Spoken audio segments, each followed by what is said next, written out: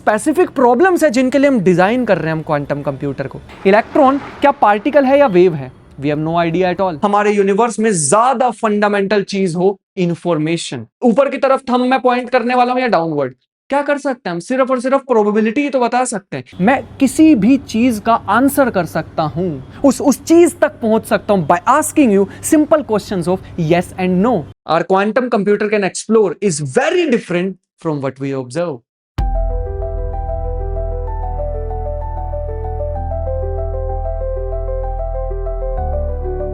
क्या हाल चाल है दोस्तों? आज हम क्वांटम कंप्यूटिंग के बारे में बात करने वाले हैं। पहले ही बता देता हूं, आज की वीडियो की थीम है, ऐसी थीम है जो कि एग्जिस्टेंशियल क्राइसिस दे सकती है। क्वांटम कंप्यूटिंग के बारे में सब कुछ जान जाएंगे, लेकिन at the end of the day ये ना हो कि हम इस यूनिवर्स में हैं ही क्यों, ऐसा क्वेश्चन दिमाग में रह जाए। तो अगर बहुत बड़े एक ओवर थिंकर हो, थोड़े से इंट्रोवर्ट हो, तो ये वीडियो आप ही लोगों के लिए है। और स्वागत है इस वीडियो में। अगर मुझे पहली बार देख रहे हो, मेरा नाम है राजन चोपड़ा। हम यहाँ पर कुछ फिजिक्स की, कुछ फिलॉसफी की, बट मोस्टली मैथमेटिक्स की बातें करते हैं विदाउट दैट मैथमेटिकल बर्डन डाले। तो बहुत मजा करने वाले हैं आज हम जानने वाले हैं कि क्वांटम कंप्यूटिंग क्या होती है इन अ लैंग्वेज जो कि हमारे यूनिवर्स की लैंग्वेज बनती जा रही है। मैं पिछले कुछ दिनों में ब्लैक होल की स्टडी में थोड़ा सा इन्वॉल्व हो गया था, तो मैंने उसमें जाना, जब मैं धीरे धीरे एक होलोग्राफिक प्रिंसिपल होता है उसकी तरफ पहुंचा, तो ऐसा पता लगा कि हमारी जो ब्लैक होल की स्टडी है ना, धीरे धीरे जैसे मैं पहुंचता जा रहा था 2022 2025 इनके पेपर की तरफ पहुंचता जा रहा था, आइंस्टाइन से लेके,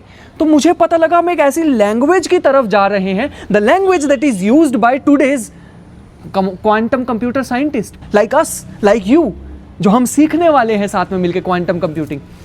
और ये मेरे लिए बड़ी ही ज़्यादा वियर्ड सी बात थी कि कैसे हो सकता है। क्या इसका मतलब मैं ये निकाल लूँ कि हमारा पूरा यूनिवर्स एक क्वांटम कंप्यूटर की तरह बिहेव करता है? एक बहुत बड़ा क्वांटम कंप्यूटर है जिसमें बस इंफॉर्मेशन की मैनिपुलेशन चल रही है। आज इसी के बारे में बात करने वाले हैं। और काफ़ी सारे मिसकंसेप्शंस होते हैं जो कि मैं अभी ही एक बात को तो क्लियर कर देता हूँ। सबसे बड़ी बात ये बोली जाती है कि क्वांटम कंप्यूटर, अगर पहले कभी इसके बारे में सुना है तो उसमें ऐसा बताते हैं कि क्वांटम कंप्यूटर में बहुत सारे क्यूबिट्स यूज होते हैं, जो कि कई सारे क्यूबिट्स को एक साथ मैनिपुलेट किया जाता है और उससे एक्सपोनेंशियल स्पीड अप मिल जाता है, and we can solve any problem whatsoever in exponential speed up. मतलब जो प्रॉब्लम सॉल्व करने में हमारे नॉर्मल कंप्यूटर को लगभग ट्रिलियंस ऑफ ईयर्स लगते थे, वो कुछ ही समय में कर देंगे हमारे quantum computers. And this is not true, ऐसा नहीं है। आज उसी पे ही बात करने वाले हैं। आज की हमारी सेंट्रल थीम मैंने बता दिया है कि एक एग्जिस्टेंशियल क्राइसिस तुम लेके जाने वाले हो, लेकिन एट द सेम टाइम मैं ये भी बताने वाला हूँ, जब हम पीस ऑफ मैथमेटिक्स, जब एक हैंडसम सा लड़का ब्लैक बोर्ड पे समझा रहा होगा, अभी मैं अपनी ही बात कर रहा हूँ, तो कोई और किसी का कैमियो नहीं होने वाला इस वीडियो में, बट मैं जब उस पर समझा रहा हूँ तो धीरे धीरे मैथमेटिकल लैंग्वेज के थ्रू पता लगेगा, फिलोसफी के थ्रू पता लगेगा कि यार अभी तक हम सोचते थे कि सारी प्रॉब्लम जितनी भी हैं सभी को सॉल्व कर सकता है हमारा quantum computer with exponential speed up. It is not true. कुछ ऐसी प्रॉब्लम, कुछ ऐसे स्पेसिफिक प्रॉब्लम्स है जिनके लिए हम डिजाइन कर रहे हैं हम क्वांटम कंप्यूटर को। One of the problem is Shor's algorithm. एकदम शॉर्ट समरी में देता हूं, आगे वीडियो में तो जरूर बताऊंगा ही, कि अगर हमें कभी भी किसी नंबर को मल्टीप्लाई करना है तो क्या करना होता है? अरे बड़ा आसान है ना, 3 × 5 15। अगर मैं 3 डिजिट नंबर दूंगा कर दोगे, 5 डिजिट दूंगा कर दोगे। अगर मैं 100 डिजिट लंबा नंबर भी दूं, 1 2 3 4 5 6 ऐसे 100 डिजिट्स हैं, इतना बड़ा नंबर, फिर भी मल्टीप्लाई तो हम कर देंगे। हमें कॉपी पेन दो और हम कर देंगे। समय लगेगा थोड़ा, कर देंगे, लेकिन the reverse process is not true, is not that fast. वो नहीं कर पाएंगे। प्राइम फैक्टराइजेशन फाइंड आउट करना किसी भी नंबर का 100 digit long is an extremely difficult task even for super computers. अगर मैं वो नंबर को 100 से 300 डिजिट कर दूं, 500 डिजिट कर दूं, तो more than the age of the universe लग जाएगा प्राइम फैक्टर्स फाइंड आउट करने के लिए। This is a specific problem of finding prime factors. Cryptography जो यूज होती है, एक RSA मेथड होता है, उसके पीछे का राज है ये RSA मेथड। सो फिर कैसे सॉल्व कर पाएंगे उसे? क्वांटम कंप्यूटर्स एक शॉर्ट्ज एल्गोरिदम है जिसने बहुत अच्छे से, बहुत खूबसूरती से हमें पेश करके दिखाया है कि ये प्रॉब्लम सॉल्व की जा सकती है with exponential speed of using quantum computer. तो हाँ, यहाँ पे एक्सपोनेंशियल स्पीड मिल रही है, लेकिन देयर एग्जिस्ट प्रॉब्लम्स जिनमें एक्सपोनेंशियल स्पीड अप नहीं मिलता। One of the example is growers algorithm.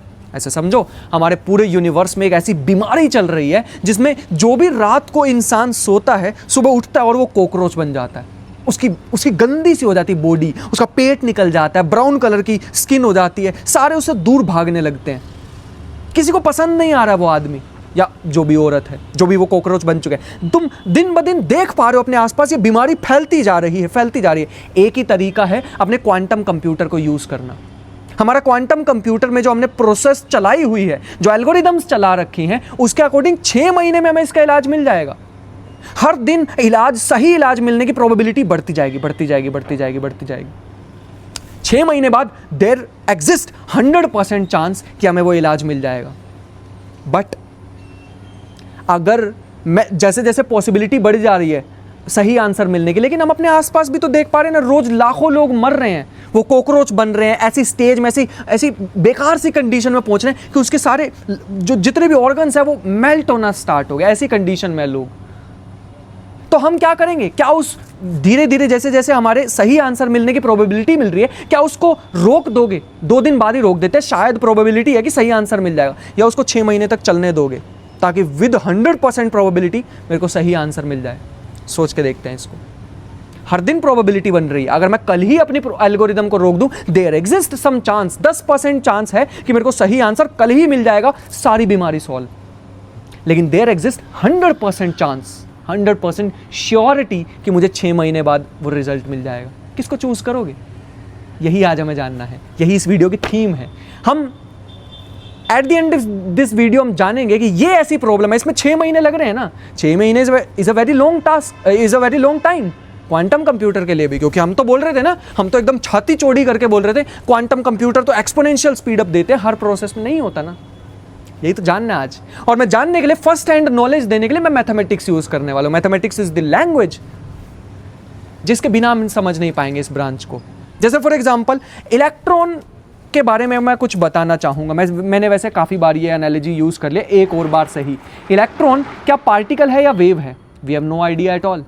जब तक हम उसे मेजर ना कर लें, तो उसकी पार्टिकल बिहेवियर भी होता है, उसका वेव बिहेवियर भी होता है। जैसे फॉर एग्जांपल ये एक इलेक्ट्रॉन है, जरा इसकी पिक्चर लेना, एक स्क्रीनशॉट लो, इसका स्क्रीनशॉट ले लिया होगा, स्क्रीनशॉट एकदम परफेक्ट आया होगा। लेकिन बताना मैं इसको ऊपर करने वाला था, नीचे करने वाला था, लेफ्ट राइट, नहीं बता पाएंगे। एग्जैक्ट पोजीशन बता दी, लेकिन rate of change of position नहीं बता पाए। और अब स्क्रीनशॉट लेके देखो, अब ब्लर सा स्क्रीनशॉट आएगा। अब इसकी पोजीशन, तो rate of change of position तो पता लग गई, एग्जैक्ट कहां पे है नहीं पता लग पाएगा, 3-4 पोजीशन पे आ जाएगा वो ब्लरनेस की वजह से। समझ पाए यहां से मैं क्या बताना चाह रहा हूं? कि जो इलेक्ट्रॉन है ना, वो इसी की तरह है, वो एक न्यू ही चीज है ना। तो वो कंप्लीटली पार्टिकल है, उसको पार्टिकल की तरह सोचना ही गलत है, वो सोच ही गलत है। उसको वेव की तरह सोचना, जो हम अपने आसपास वेव्स देखते हैं, जो रेडियो वेव्स है वगैरह वगैरह जो वेव्स हैं, उसकी तरह सोचना भी गलत है। Electrons are something new, something different, something unique. थोड़ी थोड़ी प्रॉपर्टीज हैं वेव की, थोड़ी थोड़ी प्रॉपर्टीज हैं पार्टिकल्स की। दैट इज द खूबसूरती ऑफ लर्निंग अबाउट इलेक्ट्रॉन। वो एक न्यू ही जानवर है, वो एक ऐसा बंदर है जो हवा में उड़ सकता है, जो पानी के अंदर भी रह सकता है सालों तक। न्यू ही क्रिएचर है। ऐसी चीज़ है इलेक्ट्रॉन। तो इलेक्ट्रॉन के साथ बहुत ही ज़्यादा नाइंसाफ़ी होगी अगर हम उसको बोल देंगे कि वो इलेक्ट्रॉन भी है, वेव भी at the very same time. नहीं भाई, वो कोई न्यू ही चीज़ है। We don't understand it at the moment completely. फिर कैसे समझे? क्या तरीका है उस इलेक्ट्रॉन को समझने का? देयर एग्जिस्ट अ लैंग्वेज जिसमें हम उसे समझ सकते हैं, and that language is mathematical. चलो थोड़ा मैथ सीखते हैं। अब बारी है थोड़ी सी मैथमेटिक्स की। एज यू नो कि मैथमेटिक्स मेरा तो पर्सनल फेवरेट सब्जेक्ट है, और मेरा काम है कि आप लोगों का भी ये फेवरेट सब्जेक्ट बन जाए। तो सबसे पहले आते हैं कि एक क्यूबिट वर्ड हमने काफी ज्यादा सुना होगा और एक बिट वर्ड सुना होगा। बिट्स एंड क्यूबिट्स क्या मतलब है इनका? ऐसे समझो कि हमारे पास जो नॉर्मल कंप्यूटर्स होते हैं उनके अंदर जो भी हमने फंडामेंटल लेवल पे कैपेसिटर लगाए हैं, इंडक्टर लगाए हैं, या फिर ट्रांजिस्टर्स लगाए होते हैं, वो सिंपल कुछ स्टेट्स को रिप्रेजेंट कर सकते हैं, कुछ स्विचेस बना सकते हैं। जैसे फॉर एग्जांपल ये स्विच ऑन हो सकता है या स्विच ऑफ हो सकता है। मैंने ऑन वाली स्टेट को 1 बोल दिया, ऑफ वाली स्टेट को 0 बोल दिया, दैट्स इट, खत्म, इतना ही, बस इतना ही। अब यहां पे हमारे पास ट्रांजिस्टर्स या कैपेसिटर्स हमें देखने को मिलते हैं फिजिकली। अगर हम देखें कि हम स्विचेस कैसे बनाएंगे, उसके लिए लैंग्वेज 1-0 की, और वो रिप्रेजेंट करते हैं डेटा टाइप्स क्या होते हैं। जैसे फॉर एग्जांपल मैं 0-1-0-1-1-1 या जो भी मैं यहां पे लिख रहा हूं, इस पूरे नंबर को, इस पूरी स्ट्रिंग को मैं बोल दूंगा कि ये 67 को आज के बाद 67 को आज के बाद रिप्रेजेंट करेगा। जस्ट मैंने इसका नाम दे दिया 67, है ना। बस इतना ही। इसकी जो फिजिकल इंटरप्रिटेशन है आज के बाद, इसका डेटा टाइप है, इसका मतलब आज के बाद मैं समझ लूंगा। मेरा कंप्यूटर अगर मुझे 01 दिस नंबर देने की कोशिश करेगा, उसका मतलब 67। ठीक, क्वांटम कंप्यूटर की साइड आए तो हमारे पास ऐसे ही कुछ टेक्नोलॉजीज होती है क्यूबिट बनाने की। हम क्वांटम पार्टिकल्स का यूज कर सकते हैं, जैसे फॉर एग्जांपल हम इलेक्ट्रॉन का यूज कर सकते हैं उसके स्पिन का। अगर इलेक्ट्रॉन का स्पिन अप है तो मैं उसका नाम दे दूंगा 0, डाउन है तो मैं उसका नाम दे दूंगा 1। लेकिन क्वांटम की दुनिया वियर्ड भी तो बहुत होती है ना, वहां पे ना तो 1 है एग्जैक्टली, ना ही 0 है इलेक्ट्रॉन का spin, unless until I observe it. जब तक मैं ऑब्जर्व नहीं करूंगा तो वो सुपर पोजिशन में रहने वाला है। ये सुपर पोजिशन क्या हम विजुअलाइज कर सकते हैं? क्या हम सोच सकते हैं कि ये सुपर पोजिशन क्या? मैं सिर्फ एनालॉजी बता सकता हूं और कुछ नहीं। अभी जहां पे भी हो अपने ऊपर पंखा देखने की कोशिश करो, पंखे के ब्लेड कहां पे, अगर वो चल रहा है तो चलते हुए पंखे का ब्लेड बताना इज नॉट पॉसिबल, लेकिन जैसे मैं उसमें हाथ डाल के एकदम पकड़ लूंगा तो मुझे पता लग जाएगा कि ब्लेड कहां पे। वैसा इलेक्ट्रॉन के साथ भी है कि वो सुपर पोजिशन में रहता है। This is just an analogy, classically मैं उसका कोई एग्जांपल नहीं दे सकता हूं, तो उसके लिए मुझे कुछ एब्स्ट्रैक्ट भाषा सीखनी होगी, एंड दिस इज द भाषा। जब भी मैं आज के बाद यहां पे 0 के साथ ये कुछ ऐसी अजीब सी ब्रैकेट्स लगा देने वाला हूं, तो इसका मतलब समझ लेना कोई तो ऐसी चीज है जो क्वांटम कंप्यूटर से बाहर आ रही है। अब क्वांटम कंप्यूटर में 0101 रिप्रेजेंट करने के लिए क्या यूज करें? जैसे यहां पे तो मैंने बोल दिया कैपेसिटर, ट्रांजिस्टर, और यहां पे क्या कर सकते हैं हम? इलेक्ट्रॉन के स्पिन का यूज कर सकते हैं, हम न्यूक्लियस का यूज कर सकते हैं, हम ट्रैप्ड आयंस का यूज कर सकते हैं, हम न्यूट्रल एटम्स का यूज कर सकते हैं, हम सुपर कंडक्टर्स का यूज कर सकते हैं, हम फोटोन्स का यूज कर सकते हैं, हम मायरोना पार्टिकल्स का यूज कर सकते हैं। देखो कितने सारे मैंने बता दिए। ये कुछ पार्टिकल्स हैं, हमें ऐसे पार्टिकल्स या ऐसे क्वांटम सिस्टम्स ढूंढने होते हैं जो कि 2 स्टेट्स में रह सके। मतलब जब भी मैं उस पार्टिकल को मेजर करूंगा ना, तो वन ऑफ द 2 स्टेट मुझे मिले, क्योंकि मैं जस्ट इसका रेप्लिका चाह रहा हूं। ऐसे भी क्वांटम सिस्टम होते हैं जो एक ही समय पे 3-4 स्टेट्स में या हजारों या इन्फिनिट स्टेट्स में भी रह सकते हैं। उन्हें हम क्यूडिट्स ऐसा कुछ बोलते हैं। क्यूडिट्स मतलब क्यूबिट हो गया जो 2 ही स्टेट्स में रह सके, और क्यूडिट मतलब मोर देन 2 स्टेट्स। बट इसमें हमें जाना नहीं है बिल्कुल भी। और पहले हम इतनी जो अपनी मैथमेटिक्स डेवलप कर चुके हैं इन बिट्स के लिए, ये 0101 की लैंग्वेज में, और सबसे ज्यादा छोटा जो हमारे पास इंफॉर्मेशन की यूनिट होती है वो 0101 ही होती है। मैंने अपने एक पिछले लेक्चर में कहा था, तो मैं अपनी ही बात को यहां पे कोट करना चाहूंगा। हमारे यूनिवर्स में सबसे बड़ी चीज है हमारा यूनिवर्स खुद ही। सबसे छोटी पार्ट या पीस ऑफ इंफॉर्मेशन होती है 01 बिट ऑफ इंफॉर्मेशन, और हमारा यूनिवर्स इन्हीं बिट्स ऑफ इंफॉर्मेशन से बना है। और हमारे पूरे यूनिवर्स में क्यों भाई ऐसा इंफॉर्मेशन इतनी ज्यादा इंपॉर्टेंट क्यों है? और मैं एक और बात अपनी कोट करना चाहूंगा जो मेरे को बहुत ज्यादा डिस्टर्ब करते हैं, और मैं चाहता हूं कि आप लोगों को भी डिस्टर्ब करे। ओवर थिंक करो तो मजा आएगा सोचने में, कि हमारे यूनिवर्स में हम सोचते हैं कि ये जो क्वांटम पार्टिकल्स हैं इनका यूज करके हम इंफॉर्मेशन को रिप्रेजेंट कर सकते हैं। हम क्वांटम पार्टिकल जैसे फॉर एग्जांपल इलेक्ट्रॉन का यूज किया, मैं 0101 को रिप्रेजेंट कर सकता हूं, मैं क्यूबिट बना सकता हूं इससे, कि इस अप स्पिन का मतलब है 0, डाउन स्पिन का मतलब है 1। लेकिन क्या हो अगर उल्टा ट्रू हो, हमारे यूनिवर्स में ज्यादा फंडामेंटल चीज हो इंफॉर्मेशन। ये जो बिट्स ऑफ इंफॉर्मेशन मैं बोल रहा हूं, information is more fundamental as compare to these fundamental particles. और इंफॉर्मेशन की एक फिजिकल मैनिफेस्टेशन हो ये फंडामेंटल पार्टिकल्स। एक बार सोच के देखना कितनी डीप बात बोली है। इंफॉर्मेशन फंडामेंटल हो और उसकी फिजिकल मैनिफेस्टेशन, उस इंफॉर्मेशन को रिप्रेजेंट करने के लिए पार्टिकल्स जैसी चीज है। क्वांटम फील्ड थ्योरी जिन्हें एक्साइटेशंस बोलती है, कि क्वांटम फील्ड्स के अंदर जो एक्साइटेशंस होती हैं, कमाल की चीज है ना। तो मैं बिलीव करता हूं कि हमारा यूनिवर्स एक लार्ज क्वांटम कंप्यूटर है। ऐसा नहीं सोचना कि बहुत बड़ा क्वांटम कंप्यूटर कोई कंट्रोल कर रहा है, नहीं नहीं नहीं नहीं। कहने का मतलब है हमारा पूरा का पूरा यूनिवर्स एक ऐसी लैंग्वेज पे काम कर रहा है जो लैंग्वेज हम जैसे कुछ क्वांटम कंप्यूटर वाले यूज करते हैं, जिसके बारे में मैं आज थोड़ा सा ब्रीफली बताने वाला हूं। तो आज के बाद जब भी यहां पे एक ऐसी ब्रैकेट देखो, इसका मतलब है ये ऐसी चीज है जो क्वांटम कंप्यूटर के अंदर से आ रही है। ऐसे ही मैं ये भी लिख सकता था, लेकिन अभी अभी मैंने बताया कि इलेक्ट्रॉन जो है वो सुपर पोजिशन में एग्जिस्ट कर सकता है, तो इसके लिए भी हमारे पास एक टूल है। आज के बाद में स्टेट ऑफ स्पिन, जैसे फॉर एग्जांपल इसको मैं रिप्रेजेंट करना चाहूं, तो स्टेट का मतलब है कंडीशन। अभी तो सुपर पोजिशन वाली कंडीशन है, मैंने नहीं देखा उस इलेक्ट्रॉन को, तो कैसे हो सकता है अल्फा 0+1 प्लस बीटा 1, कुछ इस तरीके से हो सकता है। अगर मैं ये जो यहां पे नंबर लिखा है, this is called probability amplitude. ये हमारे लिए बहुत ज्यादा काम आने वाला है, प्रोबेबिलिटी एम्पलीट्यूड। और ये भी हमारे पास है प्रोबेबिलिटी एम्पलीट्यूड। ये प्रोबेबिलिटी एम्पलीट्यूड का यूज करके हम प्रोबेबिलिटी जान सकते हैं।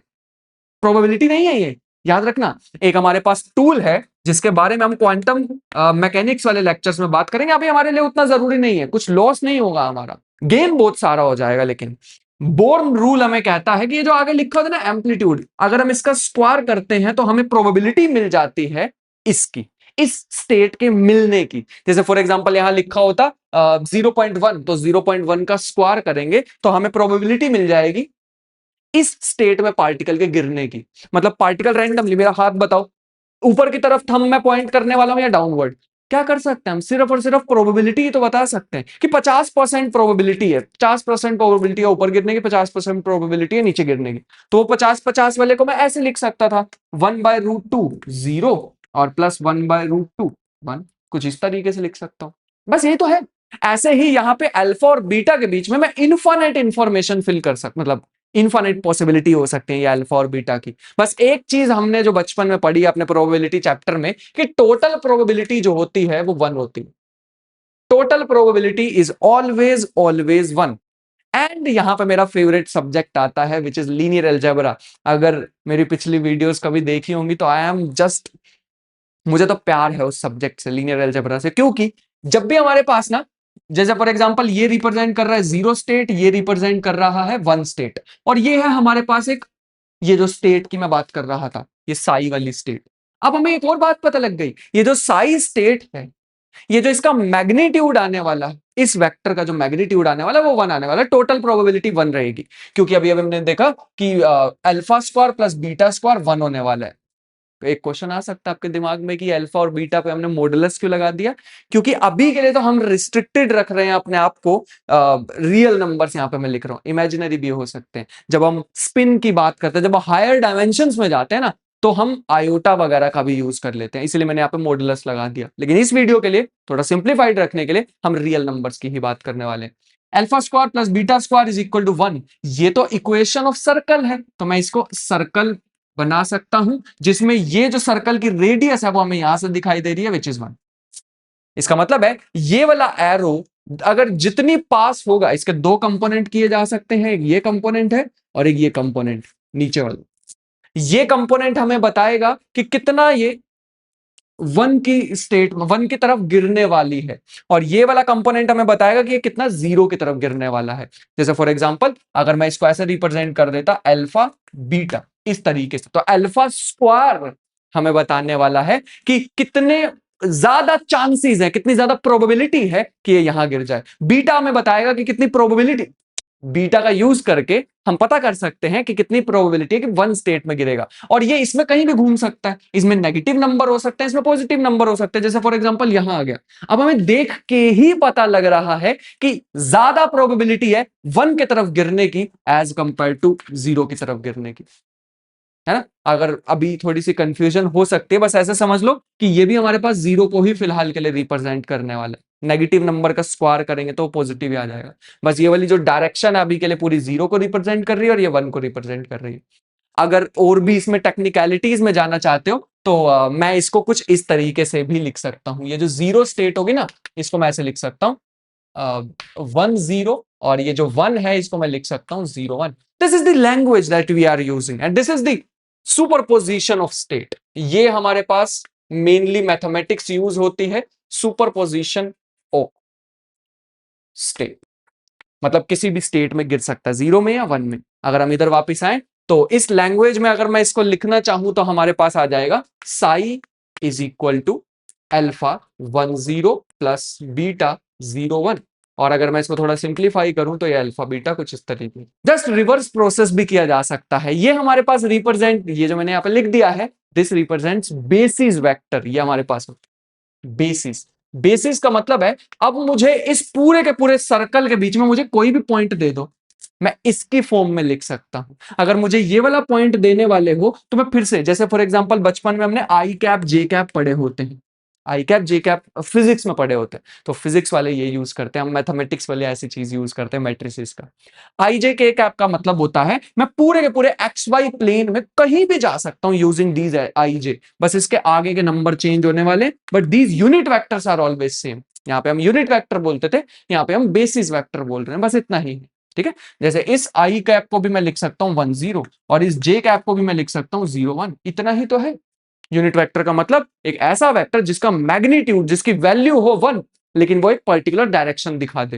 याद रखना, एक ऐसा वेक्टर जिसका मैग्नीट्यूड, अगर उसका हम लेंथ देखेंगे तो वो 1 होनी चाहिए। इसका मतलब है ये जो यहां पे पॉइंट होगा वो रिप्रेजेंट करेगा 1 0 और यहां पे जो पॉइंट होगा वो रिप्रेजेंट करेगा 0 1। कुछ इस तरीके से करा जा सकता है and this is the representation that I am talking about. Video के बीच में इंटरप्ट करने के लिए माफी चाहूंगा, लेकिन मेरे पास एक खूबसूरत सी एनालॉजी है ना बताने के लिए। मान लो हम दोनों बहुत ही गहरे दोस्त हैं, हम एक दूसरे को एकदम सच बोलते हैं हमेशा। मान लो हमारे बीच में भाइयों जैसा बॉन्ड है, और अगर तुम लड़की हो तो मान लो हम दोनों बहुत अच्छे दोस्त हैं। बहन मैं बोलने नहीं वाला, best friend I don't like, so हम सच बोलने वाले हैं, याद रखना।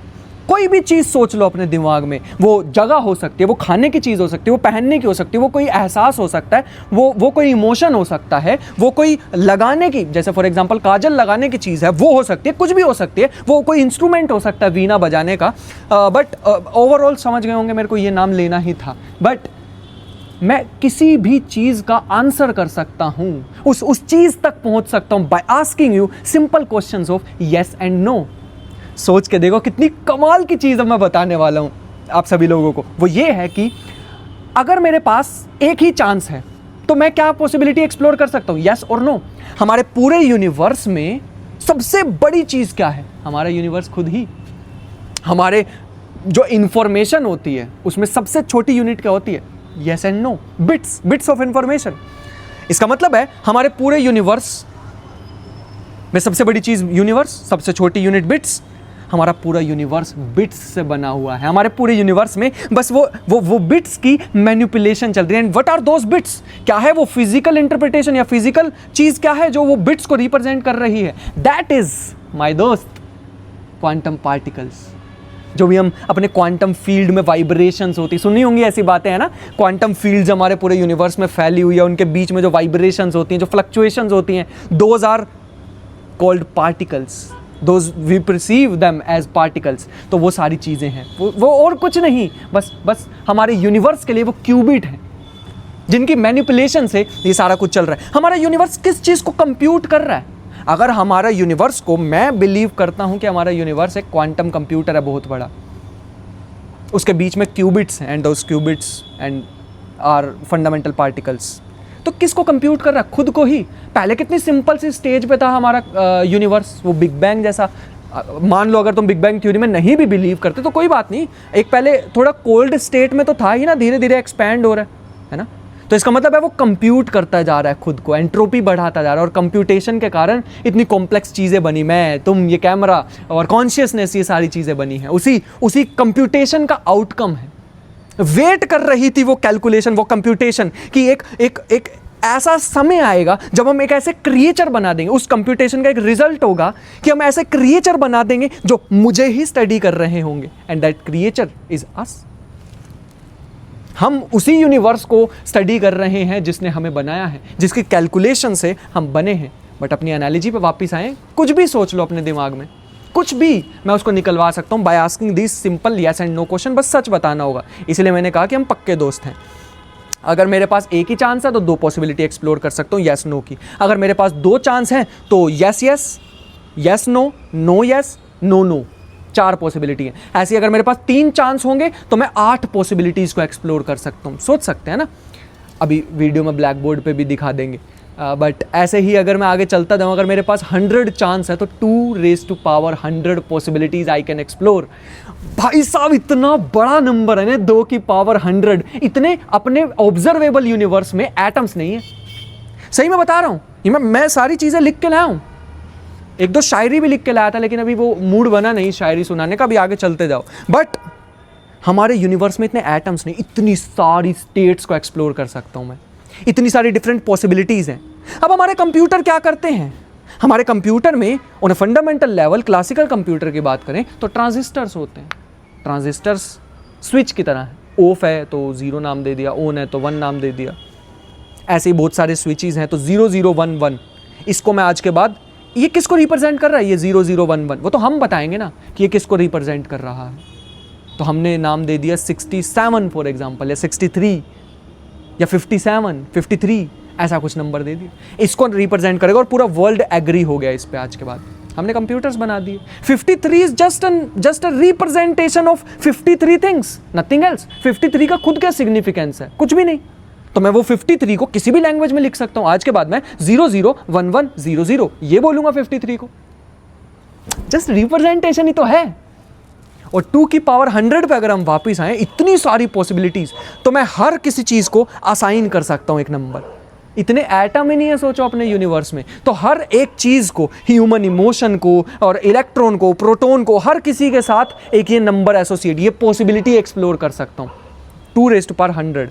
हमारा क्लासिकल कंप्यूटर इतने बड़े नंबर से डील नहीं कर पाएगा। क्यों नहीं कर पाएगा? क्योंकि हमारा क्लासिकल कंप्यूटर वो सिक्वेंशियल प्रोग्रामिंग पे डिपेंड करता है। एक पॉसिबिलिटी एक्सप्लोर की, फिर दूसरी, फिर तीसरी, fourth, fifth, sixth, up to so on. Fast कर सकते हैं हम इसे, बट कितना? कुछ तो लिमिट है इसकी। अभी आगे वीडियो में बताते हैं कि वो लिमिट कहां पे आती, कितना समय लगता है, वो बिग ओ नोटेशन आने वाली। एक पार्टिकल था, 2 स्टेट्स थी। 2 पार्टिकल होते तो कितनी स्टेट्स होती? चेक करके देखते हैं। अगर मेरे पास 2 पार्टिकल्स हैं तो 0 0 0 1 1 0 1 1। अब जब भी मैं स्टेट बोलने वाला हूं क्लासिकली, तो इसका मतलब है जो हम देख रहे हैं और जो स्टेट है वो सेम ही है। स्टेट इज व्हाट वी सी। याद रखना, कहीं अगर नोट्स बना रहे हो तो इन्वर्टेड कोमास में इस बात को लिख लो, state is what we see classically. लेकिन यहां पे जो स्टेट होती है और जो हम देखते हैं, they are completely different things, completely different. कोई रिलेशन ही नहीं होता आपस में। इसीलिए बहुत गहरी बात है ये। जीरो मतलब, जैसे फॉर एग्जांपल अगर मैं इसको इस फॉर्म में लिखता, तो मैं, ये स्टेट्स पॉसिबल हैं। मतलब अगर मैं दो पार्टिकल्स को यूज करता हूं तो मैं 4 बना सकता हूं डिफरेंट स्टेट्स। ठीक है, कोई बात नहीं, अच्छी बात है। लेकिन ये वो नहीं है जो मैं ऑब्जर्व करने वाला हूं। ऑब्जर्व तो मैं इनमें से एक रैंडम करूंगा। इसकी कुछ प्रोबेबिलिटी होगी, इसकी कुछ प्रोबेबिलिटी होगी, इसकी कुछ प्रोबेबिलिटी होगी, इसकी कुछ। मैं ये कर सकता हूं कि क्वांटम स्टेट को इस तरह से रिप्रेजेंट कर सकता हूं, इस तरह से मैनेज कर सकता हूं, इस तरह से एडजस्ट कर सकता हूं, सच दैट इसकी प्रोबेबिलिटी ज्यादा हो जाए, इस स्टेट में गिरने की प्रोबेबिलिटी ज्यादा हो जाए। कैसे करेंगे वो आगे जानते हैं अभी के लिए।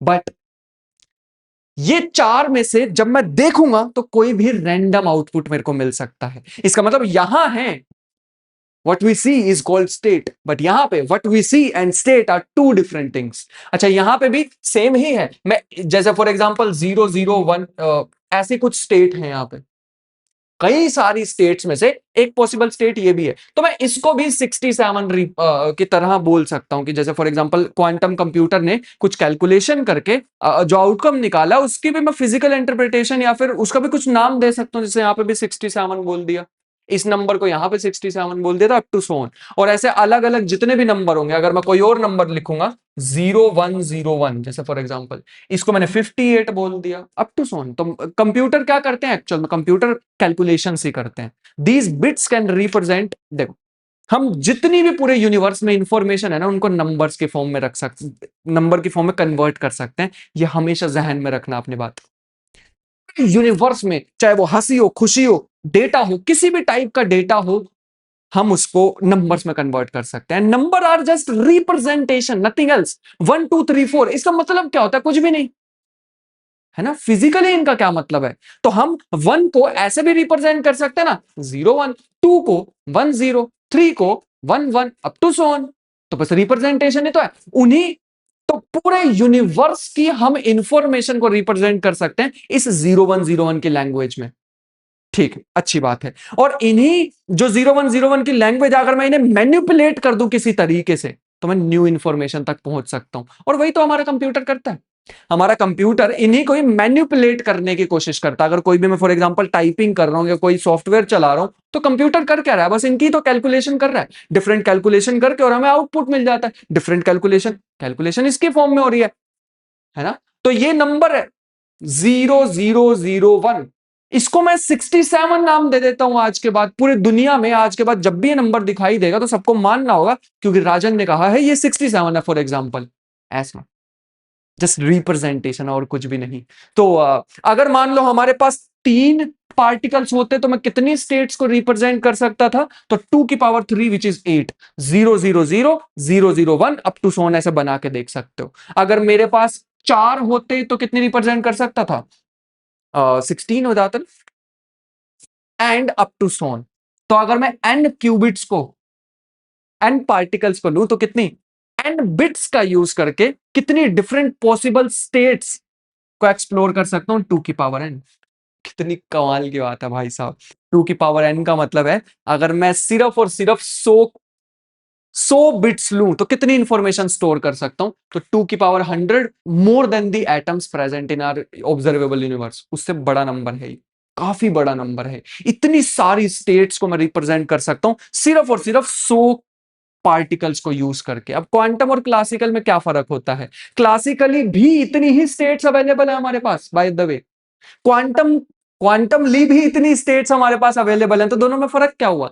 दोनों में फर्क ये है कि अगर हम क्लासिकली देखें तो हमारे पास एक एक करके स्टेट को मैं एक्सप्लोर कर सकता हूं। हमारे कंप्यूटर में यही तो दिक्कत है ना। हमारा जो नॉर्मल क्लासिकल कंप्यूटर्स होते हैं वो एक स्टेट को, one state at a time explore कर सकते हैं। एक स्टेट एक्सप्लोर की, फिर दूसरी, फिर तीसरी, फिर fourth, fifth, sixth, seventh. Sequential programming भी हम इन्हें बोलते हैं। लेकिन क्वांटम मैकेनिक्स में देखें तो क्वांटम की तो खास बात ही यही होती है, क्वांटम की खूबसूरती ही यही है कि हम काफी सारी स्टेट्स को एक साथ एक्सप्लोर कर सकते हैं। And this is one of the misleading चीज ऑल्सो।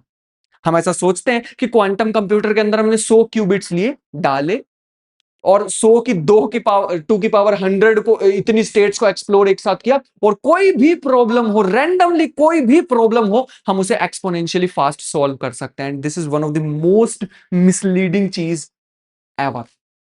होता ही नहीं है ऐसा। जैसे फॉर एग्जांपल, अगर हम कभी भी शोर्स एल्गोरिदम के बारे में जानते हैं तो हाँ, शोर्स एल्गोरिदम में क्या होता है, हमें एक्सपोनेंशियल स्पीड मिलती है। मैं शोर्स एल्गोरिदम 1 मिनट में डिस्क्राइब करने की कोशिश करता हूं कि अगर हमें कभी भी दो प्राइम नंबर को मल्टीप्लाई करना है तो मैं कर सकता हूं, किसी भी दो नंबर को मल्टीप्लाई करना तो कर सकता हूं। लेकिन reverse process is very difficult. जब भी हमें फैक्टर्स फाइंड आउट करने होते हैं ना, मान लो एक 100 डिजिट लंबा एक नंबर है, कोई भी रैंडम नंबर 100 डिजिट लंबा, और मुझे उसके फैक्टर्स फाइंड आउट करने हैं, that is an extremely difficult task. लेकिन शोर्स अगर हम क्लासिकल कंप्यूटर को फॉर एग्जांपल 300 डिजिट लंबा एक नंबर दे दें और उसको कहें कि भाई लगा रहा है और इसको सॉल्व करके दे, पता अनइमेजिनेबली लार्ज अमाउंट ऑफ टाइम लगने वाला है हमारे क्वांटम कंप्यूटर। अगर हम सॉरी क्लासिकल कंप्यूटर में अगर हम सारे के सारे क्लासिकल कंप्यूटर को भी जोड़ देंगे ना अपने वर्ल्ड के, तब भी अनइमेजिनेबली ज्यादा टाइम लगने वाला है।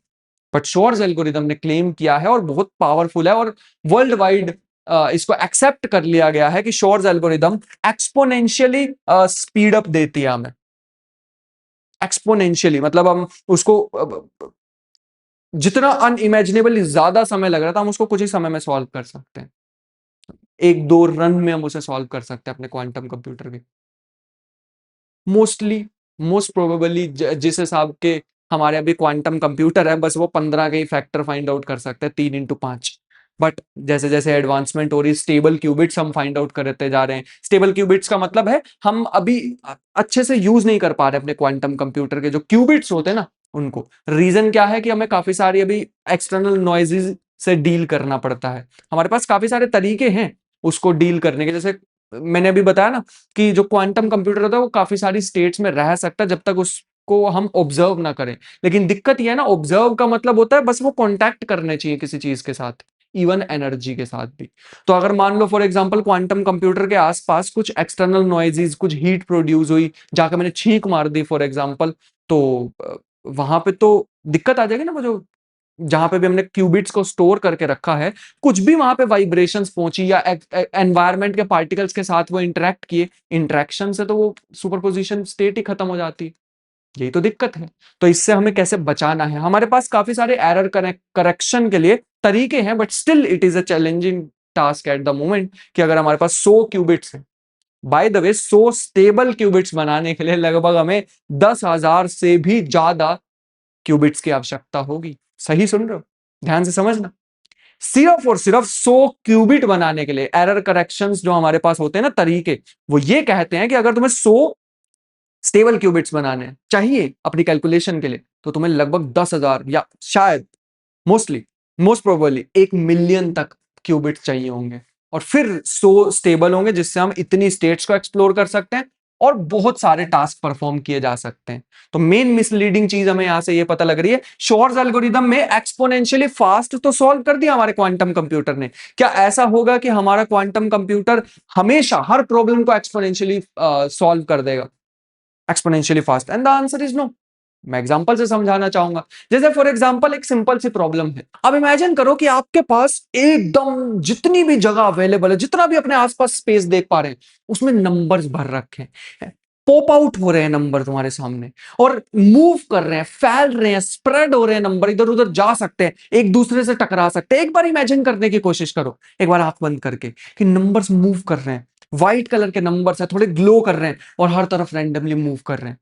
लेकिन हमारे को एक ही नंबर चाहिए उसमें से, विच इज 720। मेरे को एक नंबर चाहिए, वैसे 1 ट्रिलियन नंबर्स घूम रहे हैं। मैं कैसे एक पॉसिबिलिटी को फाइंड आउट करूं? अगर हमारा क्लासिकल कंप्यूटर होता तो मैं क्या करता, ये रहा फॉर एग्जांपल हमारा क्लासिकल कंप्यूटर, और यहां से जाने वाला है इनपुट और यहां से आने वाला आउटपुट।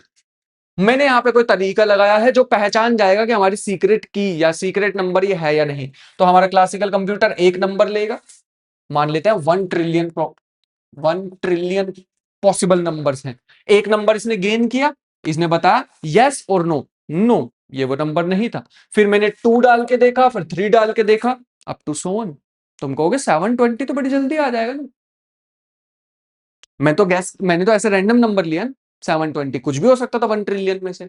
इसका मतलब है वर्स्ट केस सिनेरियो में हमें 1 ट्रिलियन बार चेक करना पड़ेगा। क्या पता 1 ट्रिलियन ही वो नंबर हो, स्पेशल नंबर, है ना? ट्रिलियंथ ट्रिलियंथ पोजीशन पे जाके ही, क्योंकि मेरे तो रूम में रैंडमली फैले हुए हैं ना यार, वो तो मैं यहां पे सीक्वेंस के थ्रू देख रहा हूं। तुमने कोई भी एक नंबर को पकड़ा, इमेजिन करने की कोशिश करो, तुमने कोई भी एक नंबर को पिक किया, अपनी मशीन में डाला, क्या ये वो नंबर है? नहीं। क्या ये वो नंबर है? नहीं। क्या ये वो नंबर है? नहीं। क्या ये वो नंबर है? नहीं। तो अगर हम वर्स्ट केस सिनेरियो देखें तो हमारे पास 1 ट्रिलियन बार हमें चेक करना पड़ेगा, एक एक नंबर डाल के चेक करा चेक करा चेक करा, up to so on, which is a very difficult task. ये तो कैसे कर पाएंगे इस चीज को? ठीक है। और अगर ऑन एन एवरेज देखें तो 500 मिलियन 500 ट्रिलियन टाइम्स हमें चेक करना पड़ेगा, वर्स्ट केस सिनेरियो लास्ट, और आधे ट्रिलियन टाइम्स तो चेक करना ही पड़ेगा। ये हमारे पास है। और अगर मान लो हमारे पास n पॉसिबिलिटीज होती, तो जो मैथमेटिशियंस होते हैं, जो कंप्यूटर साइंटिस्ट होते हैं, वो इसको बिग एन नोटेशन से डिनोट करते हैं। इसका मतलब है इसको टाइम लगने वाला, time to solve this problem is ON of the order of n। इतना समय लगने वाला है, तो time is directly proportional to n, ऐसा भी बोल देते हैं। जितना बड़ा नंबर उतना ज्यादा समय लगने वाला है। सो हमने क्या किया, ये तो हो गई क्लासिकल कंप्यूटर की बात, लेकिन क्वांटम कंप्यूटर में कुछ तो स्पेशल होगा, क्वांटम कंप्यूटर कुछ तो खास कर पाता होगा, वही हमें जानना है, विदाउट एनी मैजिक। मैं कोई ऐसी अनलेयर चीज छोड़ के नहीं जाना चाहता हूं आज, ठीक है? सो थोड़ा सा समय लगेगा, लेकिन समझा के एक्सप्लेन करके जानने वाला हूं। अगर हमारे पास ऑर्डर ऑफ लॉग n है, और अगर हमारे पास ऑर्डर ऑफ 1 है, या ऑर्डर ऑफ रूट n है, अगर मैंने भी कुछ नहीं बताया क्वांटम कंप्यूटर के बारे में कि क्या होने वाला है, गेस करना हो, जस्ट एक गेस।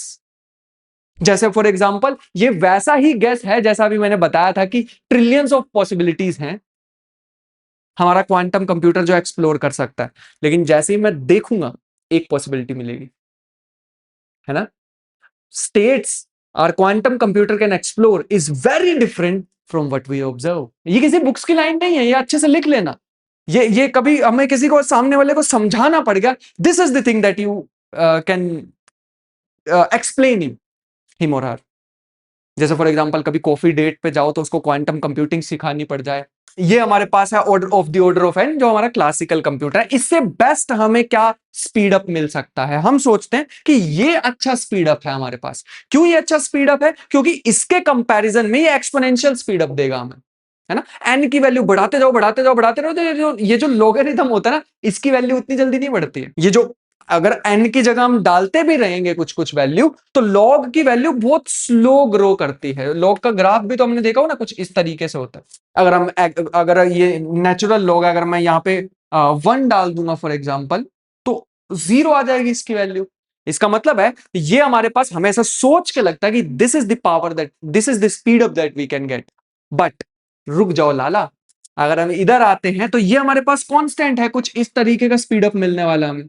ये हमारे पास n स्पीड अप जो क्लासिकल कंप्यूटर हमें दे रहा था, और ये वो स्पीड अप है जो हमें क्वांटम कंप्यूटर शायद हमें ऐसा लग रहा है कि दे सकता है। ये 1 है, ये बिल्कुल कांस्टेंट है ऐसा स्पीड अप, बट एक्चुअल में हमारा क्वांटम कंप्यूटर जो हमें बेस्ट दे सकता है विच is this one, last one.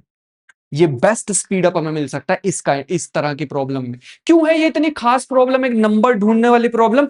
The reason, ऐसा क्यों क्यों मैंने बोला कि ये बहुत ज्यादा खास प्रॉब्लम है? This problem is called growers problem. और ये सिर्फ नंबर ढूंढने वाली प्रॉब्लम नहीं है, ग्रोवर्स एल्गोरिदम बताने वाला हूं। अभी एल्गोरिदम वर्ड तो मेरे को नहीं यूज करना चाहिए, बट ग्रोवर्स एल्गोरिदम के अंदर साधारण भाषा में ऐसा बोला जाता है कि मुझे बेस्ट जो मिल सकता है वो ये, इसे बोलते हैं क्वाड्रेटिक स्पीडअप। अब क्यों मिलता है नेक्स्ट हम वो जानने वाले हैं, बट उससे पहले अगर हम सोचें तो एक्सपोनेंशियल स्पीडअप हमेशा ले पाना from quantum computer is not possible. At least ये तो इसने शो कर दिया। दूसरी चीज, ये एक ऐसी प्रॉब्लम, ये एक ऐसी कैटेगरी में फॉल करता है, एटलीस्ट हमें ये तो पता चल जाएगा ये एक एनपी प्रॉब्लम में आता है, नॉन डिटर्मिनिस्टिक पॉलिनोमियल। मतलब कहने का है ऐसी प्रॉब्लम्स जिनका सॉल्यूशन को वेरीफाई करना आसान है, सॉल्व करना मुश्किल, उस कैटेगरी में फॉल करता है। तो ये एनपी प्रॉब्लम्स को सॉल्व करना हमारे लिए थोड़ा सा डिफिकल्ट रहता है, but this is one of the problem, तो हमारे लिए बहुत बड़ी अचीवमेंट होगी। बट ठीक है, अभी के लिए अगर हमने यहाँ पे कोई भी नंबर डाला है, सुपर पोजिशन ऑफ नंबर्स डाले हैं, फॉर एग्जाम्पल 0 0 0 1 1 1 1, और मुझे क्या करना है, मुझे ये वाला नंबर चाहिए। अब क्लासिकली क्या होगा, मेरे को 4 ऑपरेशंस करने होंगे, एक पहले वाला डाल के देखेंगे, दूसरा, तीसरा, फोर्थ। लेकिन क्वांटम मैकेनिक्स में हमारे पास क्या होता है, क्योंकि सुपर पोजिशन में चीजें एग्जिस्ट कर सकती हैं, alpha 1 0 0, alpha 2 0 1, alpha 3 1 0 plus alpha 4 1 1, for example ऐसा कुछ मैं इनको एक्सप्लोर कर सकता हूं। लेकिन अभी एक और बात देखते हैं, लेकिन मेरे को मुझे अभी भी तो रैंडमली ही आउटपुट मिलेगा ना, अभी भी क्या ही फायदा हुआ। सो दूसरी चीज हम यहाँ पे एक्सप्लेन करना चाहेंगे विच इज क्वांटम गेट्स। अभी मैंने वीडियो के स्टार्ट में ही बताया था कि हम मैथमेटिक्स वाले ना मैट्रिसेस की फॉर्म में चीजों को यूज करते हैं, स्पेशली ये जो बेसिस वेक्टर है, जब भी लीनियर अलजेब्रा की बात होती है तो वी चूज वो मैट्रिसेस वाला रास्ता, और जो फिजिक्स वाले होते हैं वो एब्स्ट्रैक्ट नोटेशंस पे चलते हैं। बट मैं फिजिक्स वाला हूं कि मैथ वाला हूं, मैं तो खुद ही कंफ्यूज हो गया, मैं खुद ही सुपर पोजिशन में घूम रहा हूं। तो अगर मुझे अपनी स्टेट लिखनी होगी राजन की, तो ये हमारे पास आ गया अल्फा मैथमेटिक्स, और ये हो गया बीटा फिजिक्स। अब जब भी कोलैप्स करोगे, अगर मुझसे बात करने की कोशिश करोगे, डिपेंडिंग ऑन तुम कौन हो, मैं इस या इस कैटेगरी में, इस स्टेट में फॉल कर जाऊंगा। ठीक है, क्वांटम गेट्स पे अगर हम आना चाहें तो अब जब भी हमें ट्रांसफॉर्मेशन करनी होती है ना किसी भी चीज की, जैसे फॉर एग्जांपल मेरे पास ना 0 स्टेट है और मैं उसको ना 1 में बदलना चाहता हूं, अप है इलेक्ट्रॉन, मैं उसको डाउन में बदलना चाहता हूं। हमारे पास यहां पे भी, अगर हम क्लासिकल कंप्यूटर में भी देखें, हमारे पास बहुत सारे गेट्स होते हैं। नोट गेट होता है, फ्लिप कर देता है बिट को, बिट फ्लिप भी बोलते हैं उसे, यहां भी बिट फ्लिप बोलते हैं वैसे। एक एंड गेट होता है, एक नोर गेट होता है, एक और गेट होते हैं। These are the gates available in classical computing. Quantum mechanics में भी हमारे पास कंप्यूटर होते हैं, लेकिन क्योंकि हम एक वियर्ड दुनिया में जी रहे हैं क्वांटम की, तो यहाँ के गेट्स थोड़े से अलग हैं। यहाँ पे गेट्स को अप्लाई करना थोड़ा सा अलग है। यहाँ पे तो फिजिकली हम गेट्स बना सकते हैं, है ना। नोट गेट तुम बाजार से खरीद के ला सकते हो, एंड गेट और गेट बाजार से खरीद के ला सकते हो, लेकिन यहाँ पे गेट का मतलब होता है जो भी हमारे क्वांटम पार्टिकल्स हैं उन पे हमें कुछ फॉर एग्जांपल पल्सेस को फेंकना है। जस्ट एक एग्जांपल बता रहा हूं, ऐसी बहुत सारी पॉसिबिलिटी हो सकती हैं। एक एग्जांपल कि अगर हमारे पास इलेक्ट्रॉन है, मुझे उसमें बहुत सारी इलेक्ट्रिक पल्सेस को भेजना है उसको मैनिपुलेट करने के लिए, और वही मैनिपुलेशन, वही ट्रांसफॉर्मेशन गेट्स कहलाती है। तो याद रखना, these quantum gates are nothing but transformations, mathematical transformations. और मैथमेटिक्स में ट्रांसफॉर्मेशन को रिप्रेजेंट करने के लिए सबसे बेस्ट चीज होती है मैट्रिसेस। मैं यहां पे काफी सारे शो करके दिखा सकता हूं, बट अभी के लिए, इस वीडियो के लिए, मैं सिर्फ एक ही बताने वाला हूं, हेडेमार्ड गेट, क्योंकि सबसे इंपॉर्टेंट भी यही रहता है। कुछ ऐसे रिप्रेजेंट किया जाता है, h इज इक्वल टू 1/√2 1 1 1 -1। 1/√2 हमारे पास वही वाला फैक्टर है सच दैट वो लेंथ सेम रहे। याद है, वो ऐसे वाला था, अभी एक सर्कल बनाया था, उसमें जो एरो था, इस एरो की जो लेंथ थी वो 1 थी। तो वो लेंथ को प्रिजर्व रखना है, और लेंथ को प्रिजर्व रखना है, ऐसी ट्रांसफॉर्मेशन कौन सी होती है जिसमें लेंथ प्रिजर्व रहे? ऐसी ट्रांसफॉर्मेशन को हम यूनिटरी ट्रांसफॉर्मेशंस बोलते हैं। इसका मतलब है इसमें हम रिफ्लेक्शन कर सकते हैं, हम रोटेशन कर सकते हैं, बट लेंथ को छोटा बड़ा नहीं करना हमें चाहिए भी नहीं।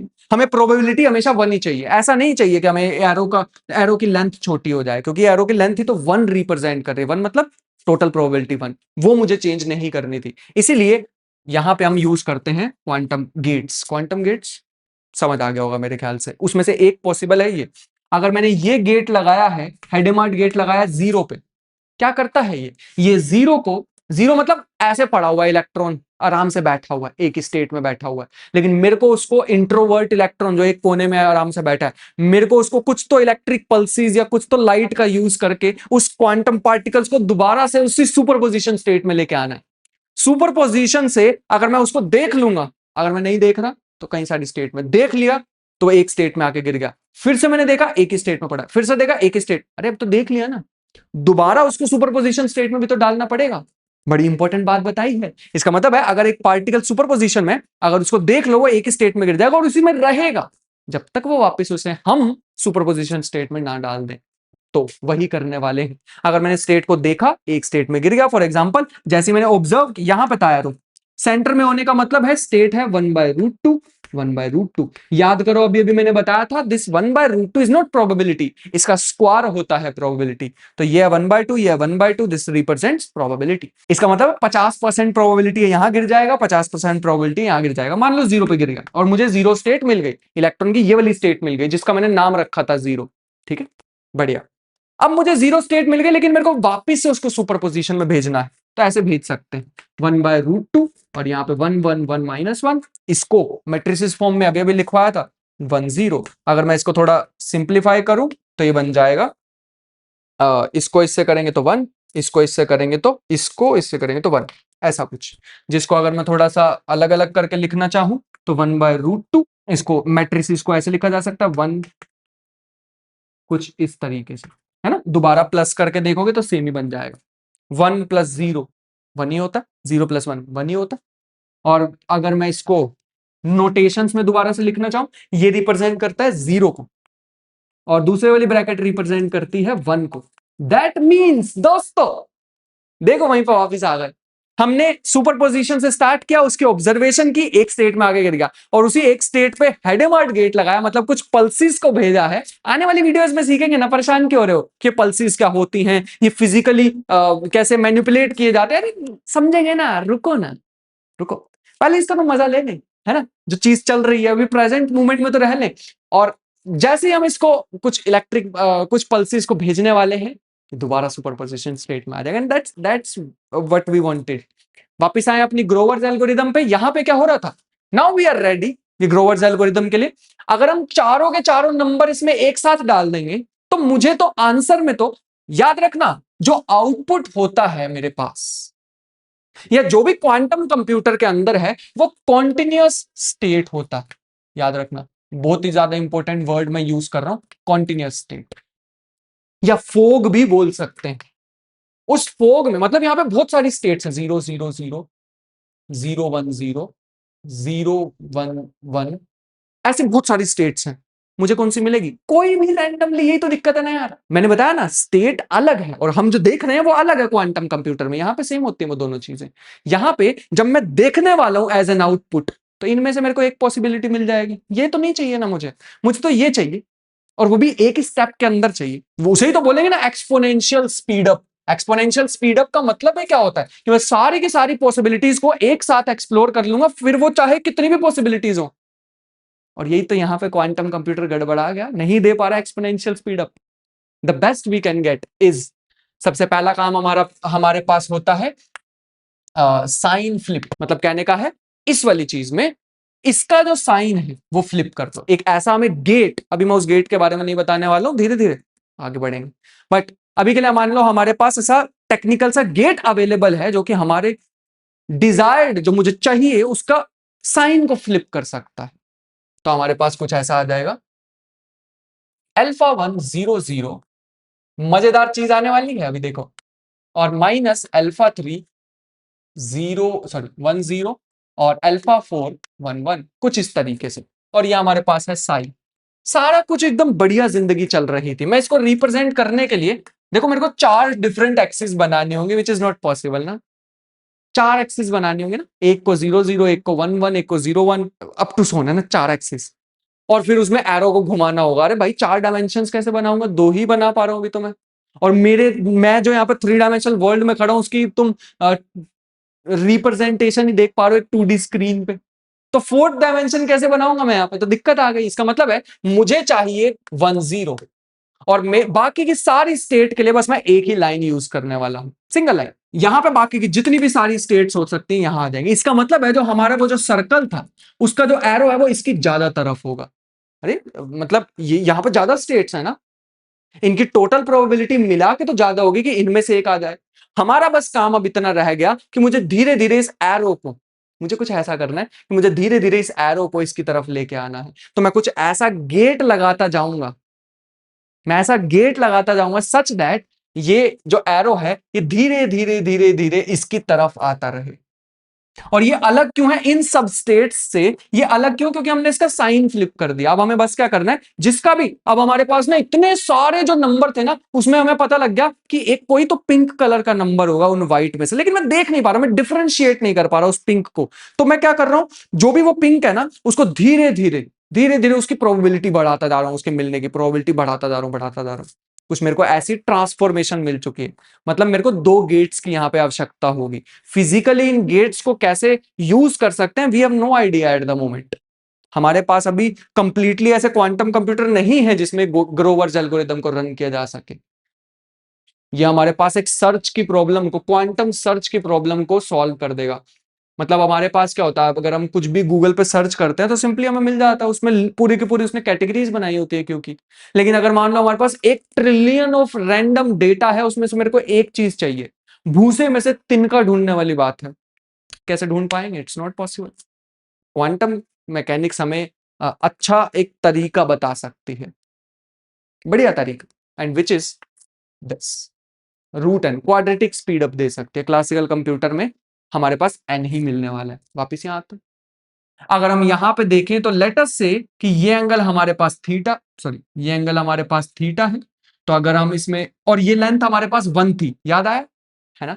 और एक और चीज बताना चाहेंगे, अगर मेरे पास 4 पॉसिबल स्टेट्स हैं तो एक का एम्पलीट्यूड कितना होगा। मान लेते हैं चारों के मिलने की प्रोबेबिलिटी सेम ही है, तो एक का एम्पलीट्यूड हो जाएगा 1/4, नहीं 1/2, 1/2, 1/2, 1/2, इस तरीके से कुछ है ना, है ना, है ना।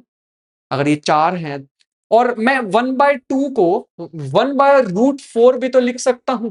अरे कहना क्या चाह रहे हो बताता हूं, मतलब कहने का है किसी भी एक स्टेट के मिलने की प्रोबेबिलिटी क्या है हमारे पास, probability of getting any of the state 1/4 है ना। 4 अगर मेरे पास टोटल स्टेट्स अवेलेबल हैं तो चारों में से एक के मिलने की प्रोबेबिलिटी क्या है 1/4। तो अगर मैं प्रोबेबिलिटी एम्पलीट्यूड पूछ लूं तो 1/√4, 1/√4 बिल्कुल सही, ये हमारे पास प्रोबेबिलिटी है। तो जो क्वाड्रेटिक स्पीडअप की मैं बात कर रहा था ना वो ये यहां से आया, यहां से आया वो क्वाड्रेटिक स्पीडअप। मेरे पास एक और रीजन भी है कि क्वाड्रेटिक क्वाड्रेटिक स्पीडअप ही क्यों, without explaining complete growers algorithm. वो टेक्निकल पेपर एक्सप्लेन नहीं करना पड़ेगा मुझे। इसको और डीपली समझने से पहले एक चीज को ध्यान रख लेंगे कि हमारे पास जो ये वेक्टर होने वाला है जिसको हमने साई नाम दिया था, और ये हमारे पास लेटस से इसको नाम दे देते हैं वी, ठीक है।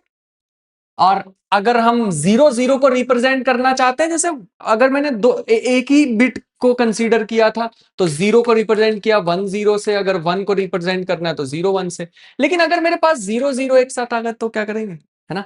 तो इसको थोड़ा और एक्सटेंड कर देते हैं, 4 पॉसिबिलिटी है ना अपने पास, तो कुछ ऐसे 0 0 0 1, सॉरी 1 0 0 0। और दूसरा अगर हमारे पास 0 1 है तो उसको इस तरीके से रिप्रेजेंट कर दो 1 0 1 0 0, अप टू सोन 1 0 है तो उसको इस तरीके से रिप्रेजेंट कर दो 0 0 1 0। और अगर हमारे पास 1 1 है तो उसको ऐसे लिख दो 0 0 0 1, ऐसा कुछ।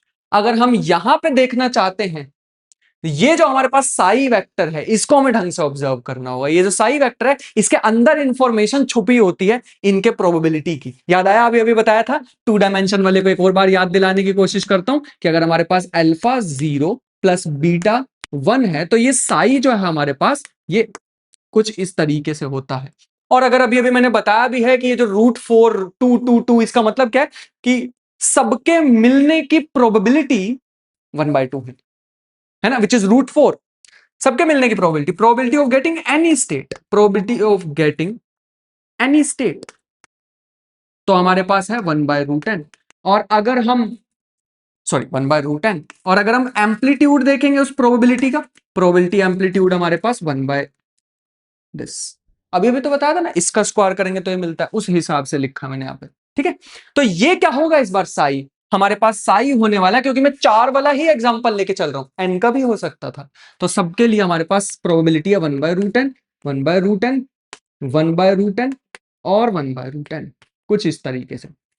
ये हमारे पास साई वेक्टर होने वाला है। अगर मैं दोनों में एंगल निकालने की कोशिश करूं, लेट अस से हमारे पास ये एंगल है, सॉरी ये एंगल हमारे पास है अल्फा मान लेते हैं, और ये अल्फा हमारे पास 90 से हमेशा छोटा ही होगा, दिस एंगल। वैसे तो ये मेरे को एरो इधर की साइड पे ज्यादा बनाना चाहिए था। आई होप कि समझ भी पा रहे होंगे, क्योंकि यहां पे इस डायरेक्शन में ज्यादा नंबर ऑफ स्टेट्स हैं। यहां पे हमारे पास 0 0 है, 0 1 है, 1 1 है। वो तीनों को मैंने यहां रिप्रेजेंट कर रखा है, तो एरो यहां की ज्यादा तरफ होगा। ज्यादा चांसेस है कि इधर वाले जो हमारे पास हैं उनकी तरफ एरो गिर जाए। बस हमारा काम रहेगा कि इस एरो को धीरे धीरे शिफ्ट करके इधर लेके आना है। आई नो कि थोड़ा सा टेक्निकल थिंग्स हैं, थोड़ा समझने में डिफिकल्टी हो रही होगी।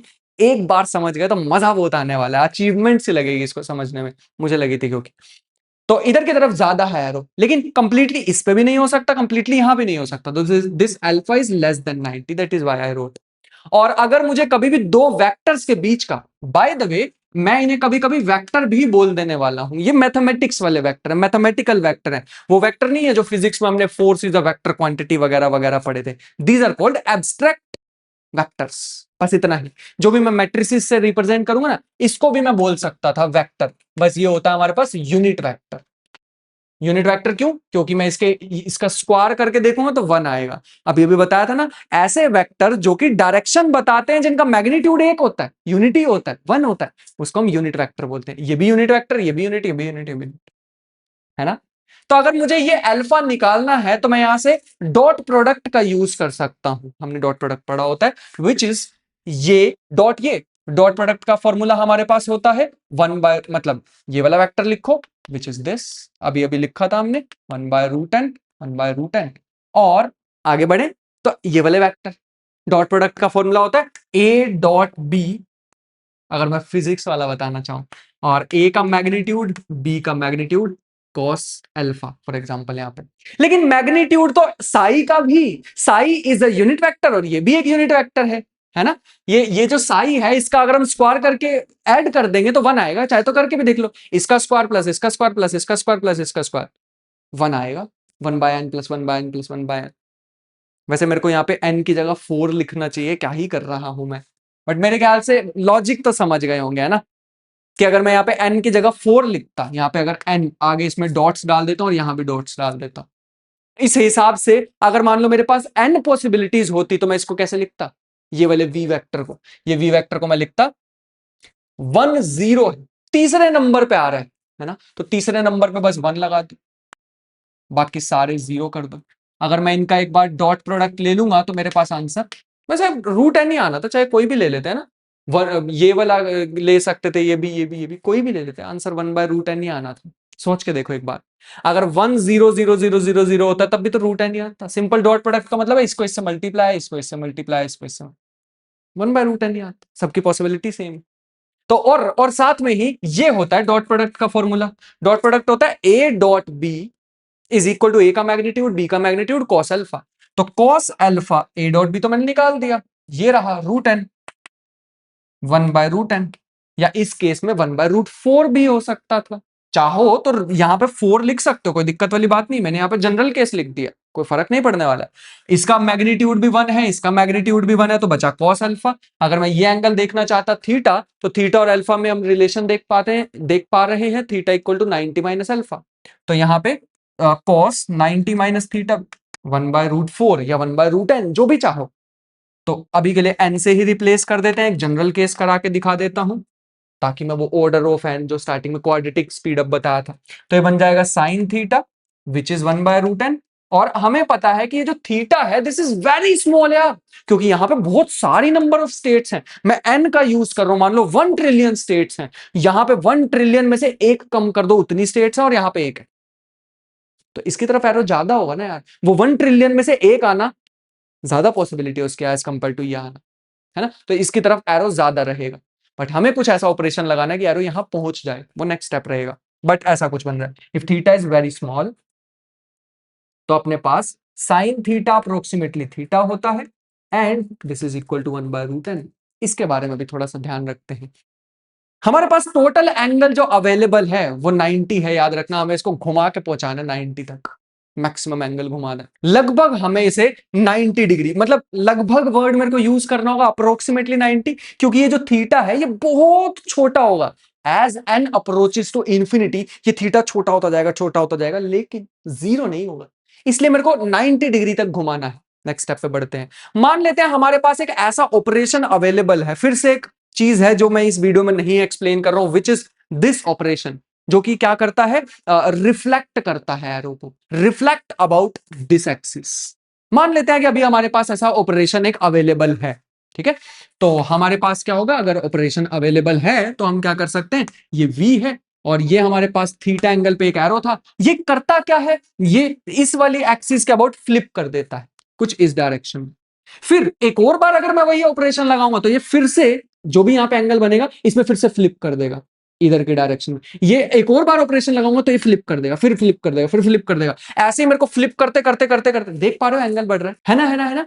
एक बार अगर हम फ्लिप करें तो कितना एंगल देख पा रहे हैं हम चेंज हो रहा है। अगर पहले थीटा एंगल पे था तो फ्लिप करने के बाद 2 थीटा, फिर फ्लिप करेंगे, फिर फ्लिप करेंगे, धीरे धीरे करते करते करते इस डायरेक्शन में हमारा एरो पहुंचता जा रहा है। और एक समय ऐसा आएगा अगर हमने ये प्रोसेस को नंबर ऑफ रिपीटिशन को चलने दिया, एक बार में हम यहां पे नहीं पहुंच गए, एक बार में हम यहां पहुंचे हैं, थोड़ा सा तो एंगल बढ़ेगा, अगर मैं इसको रिफ्लेक्ट कर दूं ऊपर की साइड, यहां पहुंच गए, पहले वाले थीटा से तो ज्यादा एंगल है, इसका मतलब थोड़ी सी ज्यादा प्रोबेबिलिटी है कि ये वाली आउटकम आ जाए। अभी भी इनमें से कोई भी आ सकता है, लेकिन इसके आने के थोड़े से ज्यादा चांसेस हो गए। चांसेस बढ़े ना, हमें तो 100% गारंटी के साथ ये वाला काम कराना है। वापस अगर मैं नंबर ऑफ रिपीटिशंस देखना चाहूं, कितने रिपीटिशन करने पड़ेंगे, मेरे को टोटल एंगल कितना घुमाना है, लगभग 90 डिग्री। और मेरे एक ये जो मैंने ऑपरेशन लगाया है, इसका टेक्निकल में जो कोर मैथमेटिक्स है वो डिस्कस करूंगा, अभी नहीं, आने वाले फ्यूचर वीडियोस के लिए थोड़ा सा छोड़ देते हैं। अभी तो व्हाट इज क्वांटम कंप्यूटिंग के बारे में हम बता रहे हैं। बट अगर एक बार में ये 2 थीटा एंगल घुमा रहा है और मुझे 90 डिग्री तक लेके जाना है, तो दिस विल बी π/4 थीटा, और थीटा की वैल्यू वहां से डाल देते हैं, क्योंकि थीटा बहुत छोटा था उस हिसाब से कुछ। This is the final number of repetition, इतनी मुझे रिपीटिशन करनी पड़ेगी, और यहां से आया है √n, ये आया वो √n, ये था वो, मैंने कुछ भी रटवाने नहीं दिया, बस वो 2 ऑपरेशंस जो हैं, और उसने कुछ ऐसा एडिशन भी नहीं किया, उसने कोई हमारी ऐसी हेल्प नहीं करी है यहां तक पहुंचने में। हमें तो ये जानना था कि क्यों क्वाड्रेटिक स्पीड अप, है ना, हमें हमें सिर्फ इतना ही जानना था। हमारी उसने उन 2 ऑपरेशंस ने नहीं हेल्प की है कि ये साइन कैसे फ्लिप होता है, हमारी हेल्प ही नहीं की उसने कुछ भी। अगर वो पता भी लग जाता तो यहां तक पहुंचने में क्या ही हमारा फायदा हो जाता, है ना। So we get quadratic speed up. अगर मान लो 1 ट्रिलियन पॉसिबिलिटीज हैं, या फॉर एग्जांपल 1 मिलियन पॉसिबिलिटीज हैं, 10 की पावर 6, तो 10 की पावर 6 का अगर मैं रूट कर दूं तो बनता है 10 की पावर 3, मतलब मेरे को 1000 बार ही चेक करना पड़ेगा लगभग, वो π/4 का फैक्टर। π/4 क्यों आया, वो यूनिट सर्कल की बात हो गई, पाई भी आ गया बीच में। सो लीनियर अलजेब्रा तो वैसे पाई तो आना ही था, है ना। अंडररेटेड स्टेटमेंट बोल दी है मैंने काफी।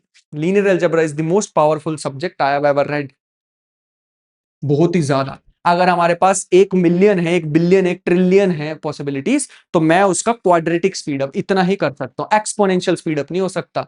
क्वांटम कंप्यूटर हर एल्गोरिदम को, हर प्रॉब्लम को एक्सपोनेंशियली फास्ट सॉल्व नहीं कर सकते यार, नहीं कर सकते। It is not possible.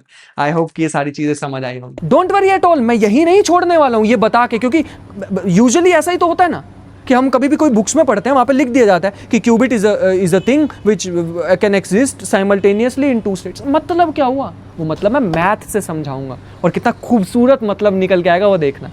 But फिलहाल के लिए 2 स्टेट में एग्जिस्ट करना, 2 स्टेट में एग्जिस्ट करना, 2 स्टेट में एग्जिस्ट करना, ऐसे ही हमारे पास बहुत सारे क्वांटम पार्टिकल्स हैं। तो मैंने कैसे करूं फिर इनको एक साथ explore? By using the property, by exploiting the property of quantum entanglement.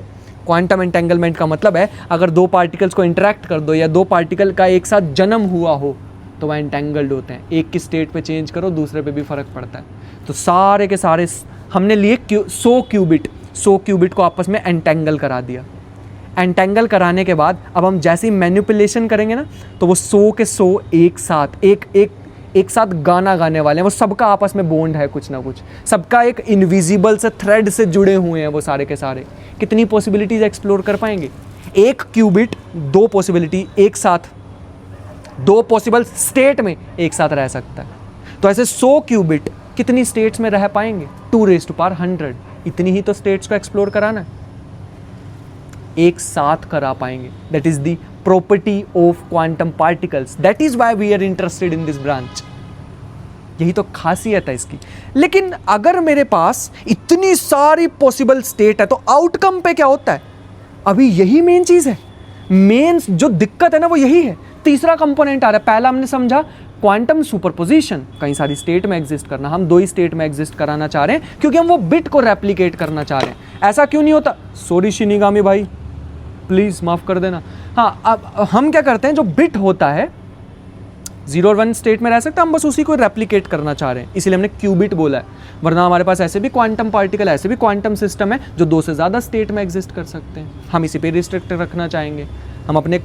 हम सबसे छोटी लैंग्वेज यूज़ करना चाहेंगे विच इज़ 0 और 1 की, है ना, सबसे फंडामेंटल लैंग्वेज। इसीलिए हम इसको 2 स्टेट वाले, 2 स्टेट में जो क्वांटम सिस्टम या क्वांटम पार्टिकल रह सकते हैं हम उसको यूज़ करते हैं। जैसे इलेक्ट्रॉन का स्पिन अप डाउन, या जैसे फोटोन की पोलराइजेशन वर्टिकल या हॉरिजॉन्टल, जैसे न्यूट्रल एटम्स, जैसे न्यूक्लियस, जैसे मायरोना पार्टिकल्स, जैसे ट्रैप्ड आयंस, और ऐसी काफ़ी सारी पॉसिबिलिटीज़ हैं जो 2 स्टेट में रख सकते हैं हम। उसको फिर मैनिपुलेट कर सकते हैं। मैनिपुलेशन के लिए हम इलेक्ट्रिक पल्सेस का यूज़ कर सकते हैं, हम लाइट का यूज़ कर सकते हैं, अप टू सो ऑन।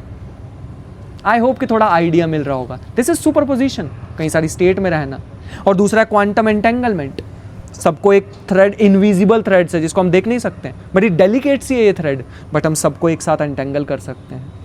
और तीसरा, इतनी सारी पॉसिबल चीज़ों में से मुझे मेरा डिज़ायर्ड रिजल्ट कैसे मिलेगा? मेरे को नहीं चाहिए बिल्कुल भी। मैं अगर फॉर एग्जांपल मैंने कोई एक्सपेरिमेंट किया 3x5 और मेरे कंप्यूटर से हज़ारों लाखों पॉसिबिलिटी बाहर आ गई, मेरे को नहीं चाहिए ना हज़ारों लाखों, मेरे को एक ही चाहिए। वहाँ पे आती है क्वांटम इंटरफेरेंस। बाकी सारी पॉसिबिलिटीज़ को डिस्ट्रक्टिव इंटरफेरेंस करा दो, क्योंकि हमारे पार्टिकल्स जो हैं वो वेव नेचर भी होता है, उनके पास वेव की तरह भी बिहेव कर सकते हैं। हमारा जो इलेक्ट्रॉन है उसके पास कुछ प्रॉपर्टीज़ है पार्टिकल जैसी, कुछ प्रॉपर्टीज़ है वेव जैसी। हम वो वेव प्रॉपर्टी को यूज़ करने वाले हैं। वो जो हम फॉर एग्जांपल 100 इलेक्ट्रॉन्स को यूज़ कर रहे हैं, उसकी वेव प्रॉपर्टी को एक्सप्लॉइट करते हुए हम बाकी सारी की सारी पॉसिबिलिटी का करा देंगे डिस्ट्रक्टिव इंटरफेरेंस। वेव को इस तरीके से मिला देंगे सच दैट सारी गलत पॉसिबिलिटी की प्रोबेबिलिटी हो जाए 0, सही वाली की प्रोबेबिलिटी एम्पलीफाई हो जाए। काफ़ी ज़्यादा टेक्निकल टर्म यूज़ कर दी ना मैंने, बट ठीक है, एक और बार एक्सप्लेन करने की कोशिश करते हैं। काफ़ी सारी वेव्स हैं, हमने वो सारी वेव को डिस्ट्रॉय कर दिया अपने क्वांटम कंप्यूटर को यूज़ करके, और एक जो वेव थी, जो पॉसिबल हमारा जो सही रिजल्ट था, उसको एम्पलीफाई कर दिया, उसकी प्रोबेबिलिटी बढ़ा दी। ध्यान से समझना, हम जब मेजर करेंगे अपने आउटपुट को, देयर एग्जिस्ट सम चांस कि गलत आंसर आ जाए, क्योंकि बाकी की भी प्रोबेबिलिटी बिल्कुल 0 नहीं है आउटकम्स की, लेकिन there is very good chance कि हमें सही वाला रिजल्ट मिल जाए। And that is why these quantum computers are probabilistic in nature. जब भी हमें आउटकम मिलेगा, there is very high chance of getting the right result, but there is not zero probability of getting wrong result. ये भी ध्यान रखना होगा। ये है यार main quantum computing. This is what we must learn.